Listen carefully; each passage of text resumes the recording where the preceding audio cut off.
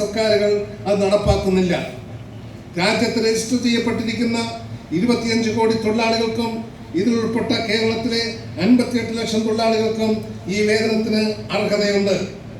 നിയമം അനുസരിച്ച് വിധിച്ചിട്ടുള്ളതുമായ ഈ അവകാശം തൊഴിലാളികൾക്ക് നേടിക്കൊടുക്കാനുള്ള ശക്തമായ പ്രവർത്തനം എല്ലാ രീതിയിലും നമ്മൾ നടത്തേണ്ടിയിരിക്കുന്നു.